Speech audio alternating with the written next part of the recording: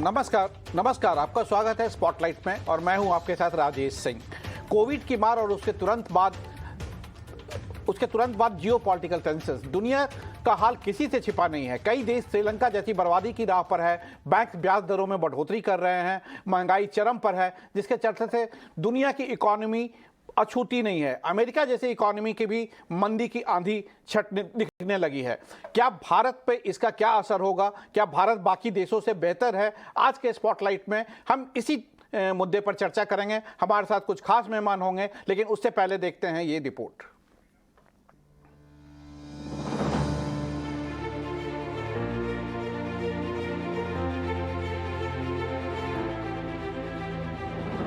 महंगाई की चिंता, सैलरी की चिंता, इन्वेस्टमेंट की चिंता, इन्वेस्टमेंट पर अच्छे रिटर्न का मिलने की चिंता और तो और लोन पर बढ़ती ब्याज दर की चिंता। लेकिन चिंता की बढ़ती इस लिस्ट में एक बड़ी राहत की खबर है और वो ये है कि भारत के लिए आर्थिक मंदी की चिंता खड़ी होती नहीं दिख रही। अन्य देशों की तुलना में भारत की साख आर्थिक मोर्चे पर मजबूत नजर आ रही है। यानी भले ही महामारी से लेकर ग्लोबल कारणों से अर्थव्यवस्था को नुकसान हुआ हो, लेकिन ये भारत की स्थिति इतनी खराब नहीं है जिस मुहाने पर अन्य देश खड़े हैं। एक दिग्गज ग्लोबल एजेंसी के एक सर्वे के मुताबिक भारत में रिसेशन यानी मंदी आने की आशंका नहीं है। सर्वे में कहा गया है कि भारत में मंदी की आशंका 0 है, जबकि अन्य कई देशों के लिए स्थिति चिंताजनक है।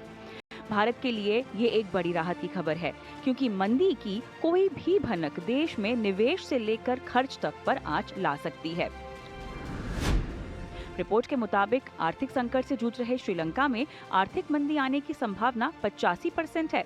वहीं इस लिस्ट में न्यूजीलैंड, दक्षिण कोरिया, जापान, चीन, ऑस्ट्रेलिया भी आगे हैं।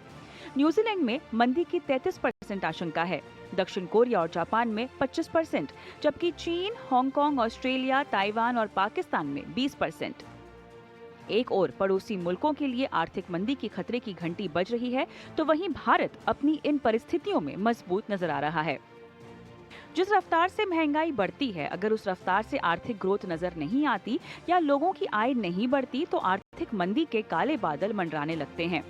अब चाहे कोविड महामारी हो या रूस और यूक्रेन के बीच संकट, सप्लाई चेन की अड़चनें, महामारी से रिकवरी के लिए देशों का स्टिमुलस प्लान, कमोडिटी की कीमतों में उछाल, एनर्जी कंजम्पशन बढ़ना जैसे तमाम कारण, लेकिन इन सब का नतीजा रहा बढ़ती महंगाई, जो सभी देशों की सरकारों के माथे पर बल ला रही है।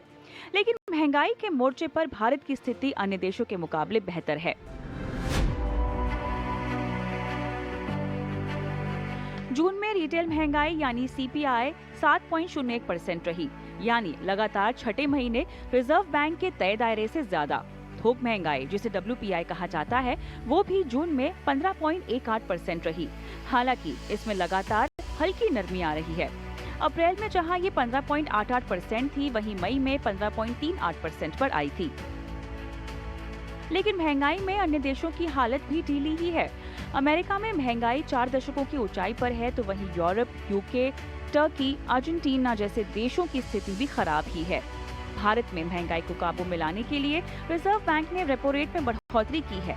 पिछले 2 बैठक में ही RBI अब तक 0.9% तक की बढ़ोतरी कर चुका है और अगस्त में होने वाली MPC बैठक में एक बार फिर ब्याज बढ़ाए जाने की पूरी संभावना है। हालांकि RBI गवर्नर के मुताबिक महंगाई में आगे नरमी की उम्मीद है। सिर्फ महंगाई ही नहीं, RBI ने ऐसे कई कदम उठाए हैं जिससे भारत की अर्थव्यवस्था और करेंसी को कवच मिले। अगर हम डॉलर के मुकाबले साल दर साल के हिसाब से अन्य करेंसी का हाल देखते हैं, तो एक साल में अब तक रुपया डॉलर के मुकाबले लगभग 7.5% कमजोर हुआ है, जबकि यूरो 14.23% लुढ़का है, ब्रिटिश पाउंड 12.82%, न्यूजीलैंड डॉलर 10.47% गिरा है। एशियाई करेंसी में भी भारत के मुकाबले ज्यादा कमजोरी आई है। एक साल में डॉलर के मुकाबले जापान का येन 23.96% गिरा है, जबकि दक्षिण कोरिया के वॉन में 13.93% और पाकिस्तान के रुपए में 47.37% का गोता लगाया है। डॉलर के मुकाबले रुपए ने 80 का स्तर जरूर छुआ था, लेकिन अब ये फिर 80 के नीचे है। लेकिन अभी आर्थिक मंदी का खतरा नहीं। इसका मतलब ये नहीं कि आगे देश के लिए कांटों भरा रास्ता नहीं मिलेगा। आर्थिक रिकवरी के बीच कोई भी बड़ी घटना संकट बन सकती है। अभी के हालातों में जीडीपी ग्रोथ की रफ्तार को लेकर शंकाएं हैं। आईएमएफ ने मौजूदा वित्त वर्ष यानी वित्त वर्ष 2022-23 के लिए भारत का जीडीपी ग्रोथ अनुमान 80 बेसिस पॉइंट घटाकर 7.4% कर दिया है। वहीं हाल ही में एशिया डेवलपमेंट बैंक ने भी वित्त वर्ष 2023 के लिए इंडिया की ग्रोथ 7.2% रहने का आकलन किया है। आईएमएफ ने ग्लोबल आउटलुक देते हुए कहा है कि 2023 में आर्थिक मंदी का रिस्क ज्यादा है, क्योंकि ग्लोबल अर्थव्यवस्थाओं की ग्रोथ तब बॉटम आउट होती दिखेगी। हाउस होल्ड सेविंग्स में कमी आ सकती है और अर्थव्यवस्था के लिए छोटे शॉक भी भारी पड़ सकते हैं। यानी आगे रास्ता आसान तो नहीं, पर जिस तरह से भारत ने अब तक कदम उठाए हैं, उसी तरह से आगे भी कोशिशें जारी रखनी होंगी। ईटी नाउ स्वदेश। इन सभी मुद्दों पर बात करने के लिए हमारे साथ कुछ खास मेहमान जुड़ गए हैं।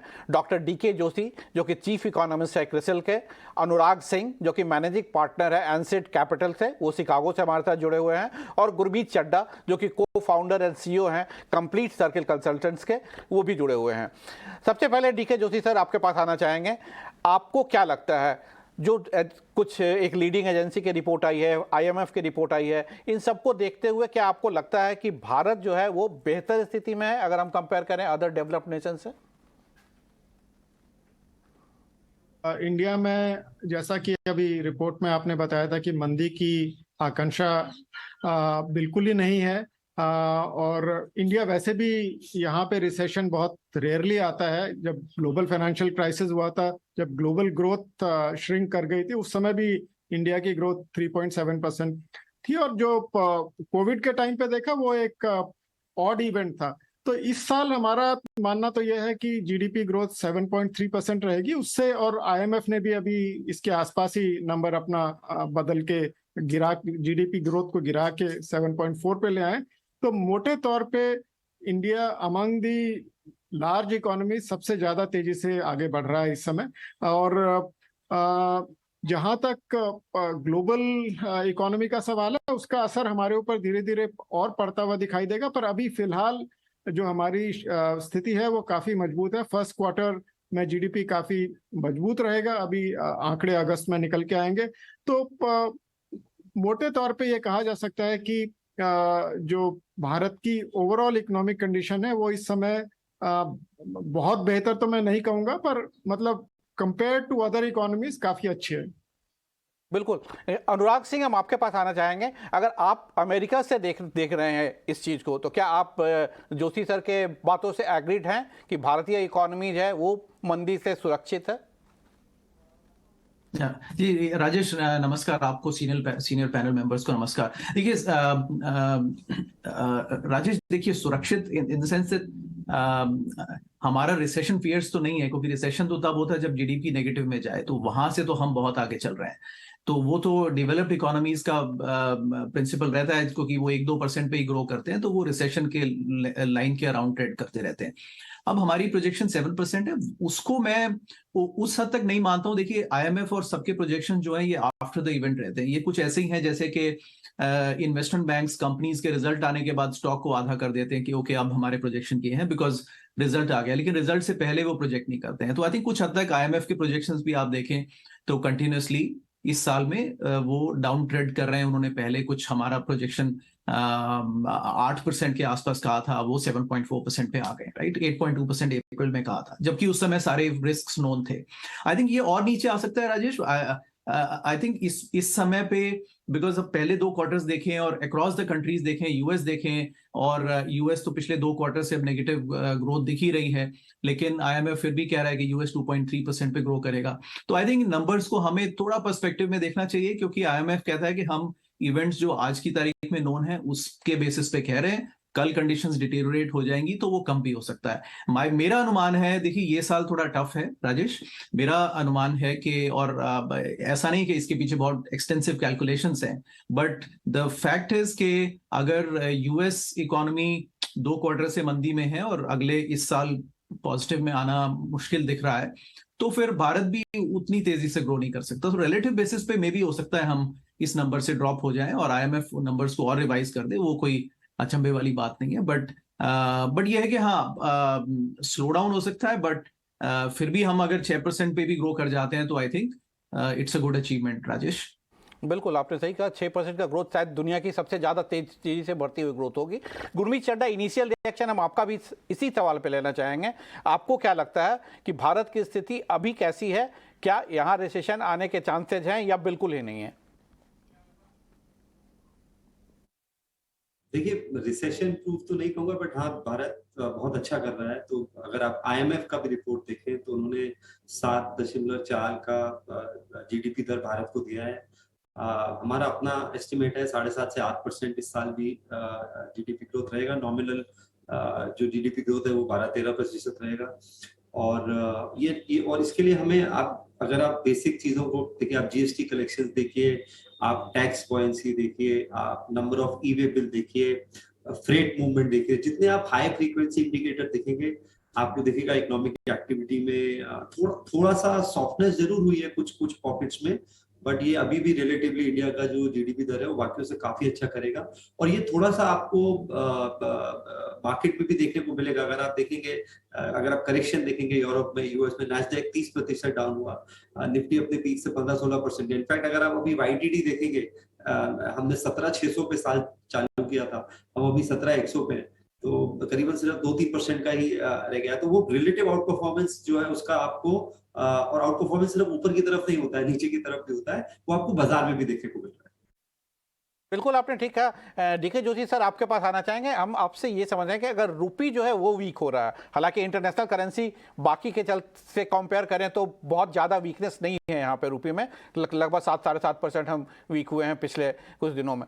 अगर ये पिछले एक साल में अगर ऐसा ये रुपी के वीकनेस का इम्पैक्ट भारत पे कितना पड़ेगा? क्योंकि क्रूड का इंपोर्ट हमारा बढ़ जाएगा, हमारे इंपोर्टर्स के लिए दिक्कत होगी, तो उसका कितना असर पड़ेगा रिसेशन पे? या कि रुपी का जो अभी डिप्रिसिएशन है, जैसा कि आपने बताया, वो काफी ऑर्डरली रहा है। उसका मुख्य कारण ये है कि आरबीआई ने भी इंटरवीन किया है, रुपए को बहुत तेजी से गिरने से उन्होंने रोका भी है। तो इस वजह से एक तरह से रुपया कमजोर हुआ है, पर फिर भी अभी रेंज बाउंड है। जब 2008 के क्राइसिस में, 2013 के टेपर टेंट्रम में रुपया इससे कहीं ज्यादा तेजी से गिरा था। तो अभी बहुत ही ऑर्डरली डिक्लाइन है। पर हाँ, क्योंकि महंगाई की दर जो है वो आरबीआई की टॉलरेंस लिमिट से ज्यादा बनी हुई है, और क्योंकि महंगाई जो हम आज एक्सपीरियंस कर रहे हैं वो ज्यादातर काफी हद तक इंपोर्टेड इन्फ्लेशन है, तो रुपया जब कमजोर होता है तो वो एक एडिशनल सिरदर्दी बन जाता है इंपोर्टेड इन्फ्लेशन के पॉइंट ऑफ व्यू से। उसके अलावा दूसरा प्रॉब्लम यह है कि जिन्होंने फॉरेन डेट रेज किया हुआ है, उनके लिए डेट सर्विस करना ज्यादा महंगा हो जाता है। अभी हमारे यहाँ जो foreign stock of foreign external commercial borrowings है, उसमें 44% अनहेज्ड है। तो इसलिए उनके ऊपर रुपया अगर ज्यादा तेजी से गिरे तो वो उनके ऊपर डेट सर्विसिंग का बर्डन पड़ता है। तो ये सब चीजें जो हैं, ये इसके अलावा बाकी जो असर है वो ये है कि आपका मतलब उम्मीद ये की जाती है कि रुपया कमजोर होगा तो एक्सपोर्ट्स बढ़ेंगे और इंपोर्ट्स थोड़ा कम होंगे, पर ऐसा होता दिखाई नहीं दे रहा पिछले कुछ सालों से। रुपये के गिरने के बावजूद भी, इवन 2013 में जब रुपया गिरा था उसके बाद भी एक्सपोर्ट्स कमजोर रहे, इंपोर्ट्स अपनी तेजी बनाए रखी। उसका मुख्य कारण ये है कि जो एक्सपोर्ट्स हैं वो ग्लोबल डिमांड से ज्यादा सेंसिटिव है, जो इस समय नीचे आ रही है, और जो इंपोर्ट्स हैं वो इतने स्टिकी हैं, वो हमारे इतने आवश्यक हैं कि हमारे पास कोई चारा नहीं है। तो ट्रेड डेफिसिट इस स्थिति में बढ़ता हुआ नजर आता है और रुपया उसको रोकने में कामयाब नहीं रहता। तो इस वजह से इस समय जो पॉजिटिव असर थोड़ा बहुत आपको कुछ कंपनीज को पे दिखाई देगा रुपए की कमजोरी का, पर जो सिरदर्दी है वो उससे ज्यादा बड़ी है। बिल्कुल आपने ठीक कहा। अनुराग सिंह, आपके पास आना चाहेंगे। अगर यूएस में वीकनेस आता है, यूएस की इकोनॉमी में वीकनेस आ रही है, तो रुपये और ज्यादा कमजोर होगा, उसका इंपैक्ट आप देख रहे हैं क्या? भारत पे उस तरह का इंपैक्ट आ सकता है? हाँ, तो देखिए राजेश, एक तो आपकी रिपोर्ट ने शुरू में कवर किया कि Indian rupee compare to other currencies 7-8% ही ड्रॉप हुआ है। तो ये बहुत सिग्निफिकेंट नहीं है कंपेयर टू बाकी करेंसीज जो ड्रॉप हुई है। देखिए, ये रुपी डिप्रिसिएशन का कम इशू है, ये डॉलर एप्रिसिएशन का इशू ज्यादा है, बिकॉज अगर यूएस में फेड के रेट्स बढ़ते हैं और वो काफी 12-15 सालों में 2008 के बाद में पहली बार उस रेट से बढ़ रहे हैं। बीच में उन्होंने कोशिश की थी 17-18 में, लेकिन उसके बाद ड्रॉप करने पड़े, तो फिर वो कैपिटल फ्लाइट टुवर्ड्स डॉलर होती है। तो एक तो हमें इस नजरिए से उसको देखना है। उससे फिर आई थिंक जैसे देखिए 2-3 बातें हैं। एक तो हमारा current account deficit already about 3.7% पहुंच चुका है, ये तकरीबन 2% से नीचे रहना चाहिए। ये इसलिए हो रहा है बिकॉज हमें ऑयल, अब हमने 70-75 पे बजट किया था, लेकिन अब हमें 100 से ऊपर देने पड़ रहे हैं क्लियरली। तो आई थिंक एक तो ये थोड़ा नेगेटिव उसका डाउन साइड है। बट अगर और पैरामीटर्स पे आए राजेश, तो देखिए इस साल हमने जो बजट भी बनाया था तो हमारा बोरोइंग अबाउट 43% ऑफ बजट तो बोरोइंग्स पर था। इसका अच्छा पार्ट ये है राजेश कि हमारा 20% ही एक्सटर्नल डेट है।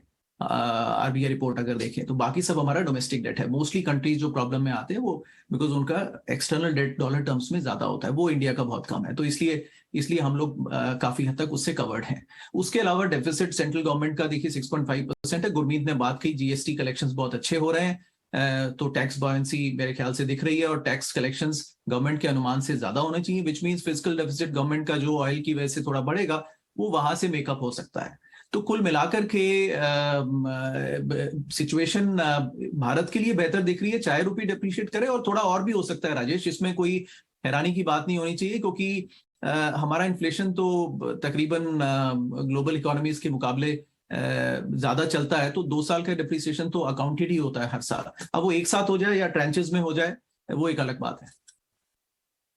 बिल्कुल ठीक है। गुरमीत चड्ढा, आपके पास आना चाहेंगे। हम ये जानना चाहते हैं कि जो रिसेंट डाटा रिलीज हुआ है उसके हिसाब से ये दिखा रहा है कि 2 तरह का, कि यूएस इकोनॉमी में निगेटिव तो कर रहा है ग्रोथ, दूसरा जो है वो जीडीपी जो माइनस नंबर में आया है। तो इसका असर आप क्या देख रहे हैं कि क्या भारत पे इसका क्या असर पड़ेगा?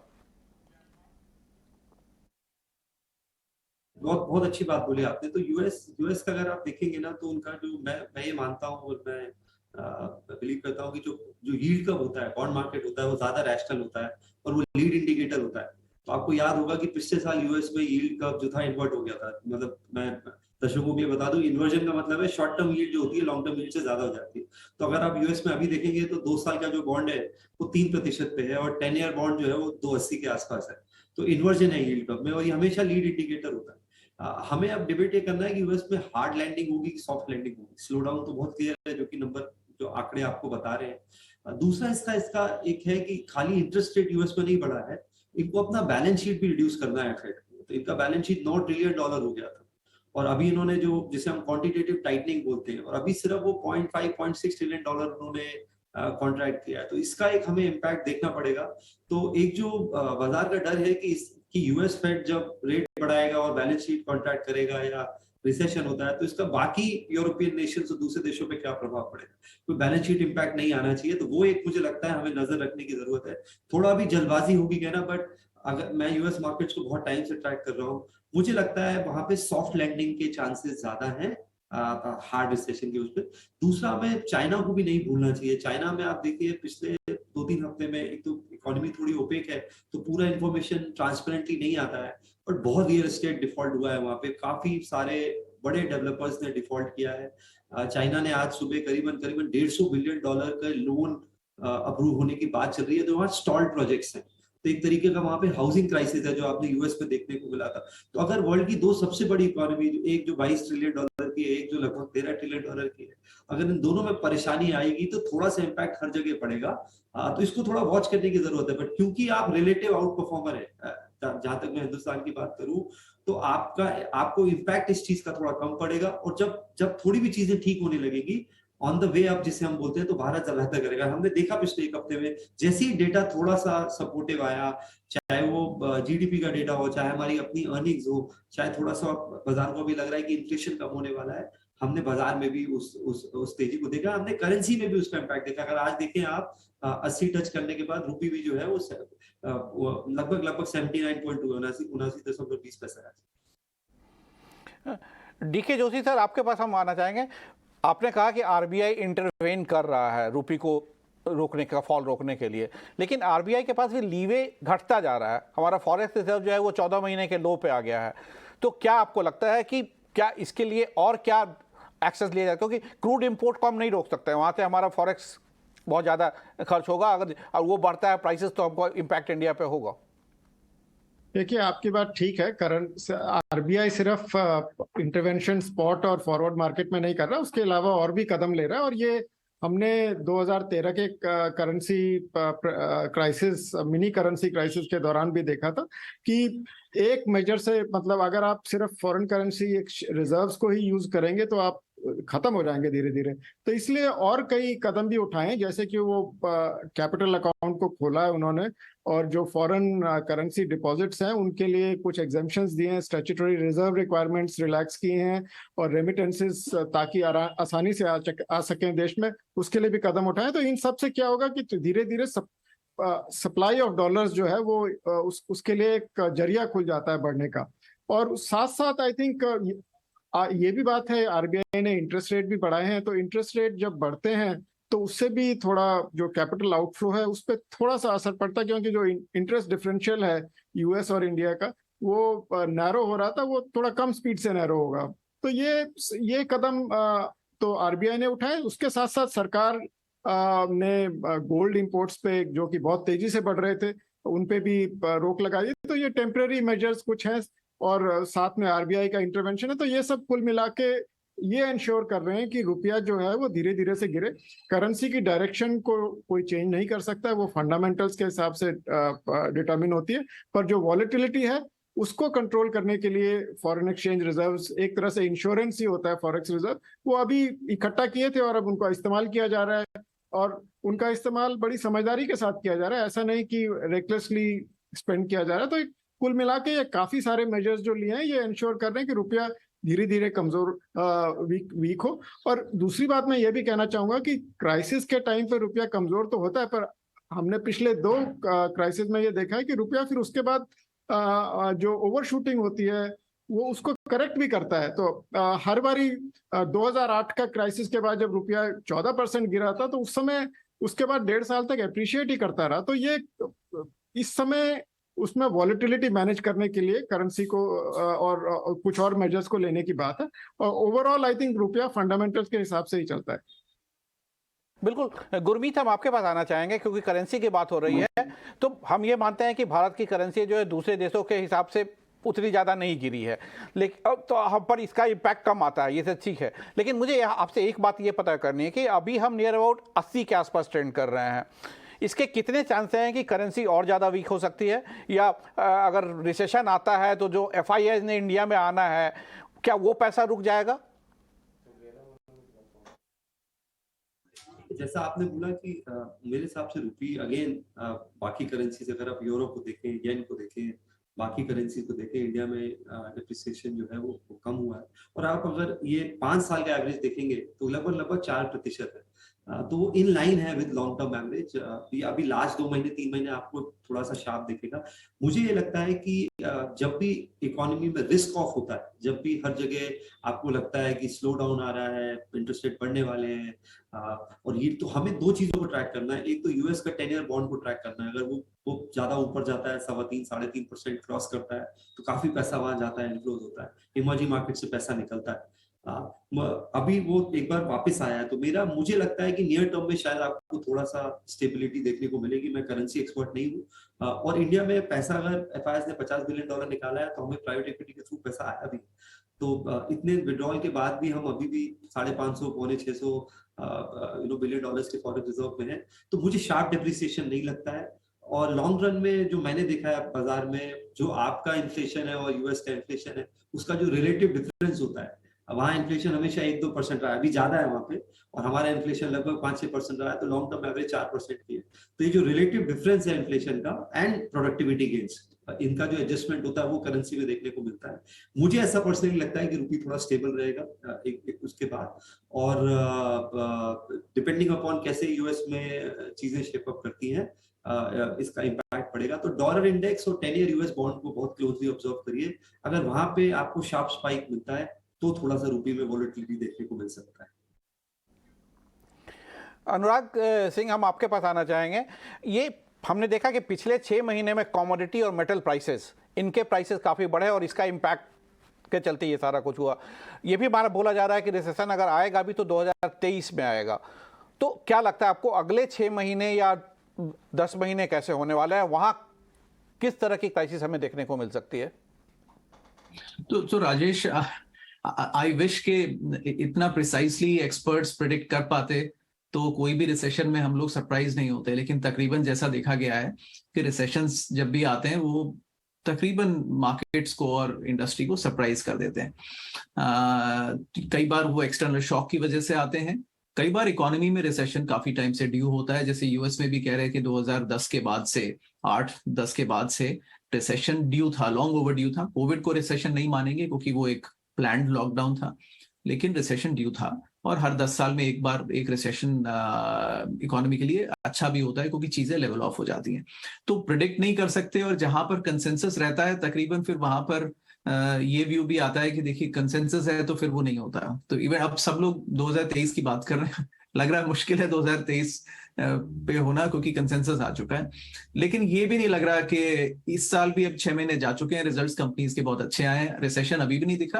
बट देखिए टेक्निकली -1.6% Q1, -9% Q2, तो ग्रोथ तो नहीं दिख रही है एटलीस्ट इकोनॉमी में। बट आई थिंक ठीक है, इट्स नॉट टू बैड। सारा नजर, जैसा गुरमीत ने कहा, देखिए राजेश कहानी वहीं पर है। 10-year यील्ड 3.5 पहुंच गई थी, अब 2.8 पर आ गई है। फेड को रेट कितने बढ़ाने पड़ते हैं, ये इन्फ्लेशन का खेल है। अभी प्रायोरिटी में फेड के लिए इन्फ्लेशन कंट्रोल करना ज्यादा इंपॉर्टेंट है, और अगर ये परसिस्टेंट है और कंट्रोल नहीं आता है तो वो रेट बढ़ाते चले जाएंगे। अगर कंट्रोल में आ जाता है, और आज पीसी नंबर्स भी आने वाले हैं, हमें पता लगेगा कितना इंपैक्ट हो रहा है। अगर कंट्रोल आ जाता है तो फिर उनकी रफ्तार घट जाएगी रेट बढ़ाने की, जो ग्लोबली इकोनॉमीज के लिए अच्छी न्यूज है। दैट मींस दैट उनको रेट नहीं बढ़ाने पड़ेंगे, which means global currency stable हो जाएंगी, कैपिटल फ्लाइट रुक जाएगा। तो ये एक सवाल है जिसका आंसर हम सबको इस समय पता नहीं है, अंदाजे लगा सकते हैं, लेकिन हमें इंतजार करना होगा। राजेश, डीके जोशी सर, आपके पास एक आखिरी सवाल, जल्दी से आज आपका जवाब जानना चाहेंगे। अगले हफ्ते क्रेडिट पॉलिसी आ रही है, क्या आपको लगता है अब वर्तमान स्थिति को देखते हुए कि भारत में एक बार फिर रेट बढ़ा सकता है आरबीआई? दो राय नहीं है, और अभी महंगाई की दर जो इंडिया में है वो अभी काबू में नहीं आई है, और आरबीआई फ्रंट लोड कर रहा है इंटरेस्ट रेट। मुद्दा यह है कि कितना बढ़ाएगा। आई थिंक जो रेंज है वो 25 से 50 बेसिस पॉइंट के बीच में एक्सपेक्टेशन है। हमारी एक्सपेक्टेशन 50 बेसिस पॉइंट की है, क्योंकि फेड ने काफी एग्रेसिवली रेट बढ़ाए हैं। तो हो सकता है उससे थोड़ा कम करें, पर रेट बढ़ना तो तय है। तो आज के लिए स्पॉटलाइट के लिए इतना ही समय था हमारे पास। आप सभी मेहमानों का बहुत बहुत धन्यवाद। जैसा कि डीके जोशी साहब ने कहा कि अगले फ्राइडे को रेट बढ़ना तय है, वो कितना बढ़ेगा, 0.4%, 0.25% या 0.5%, ये आरबीआई को डिसाइड करना है। तब तक के लिए आप सभी का बहुत बहुत धन्यवाद।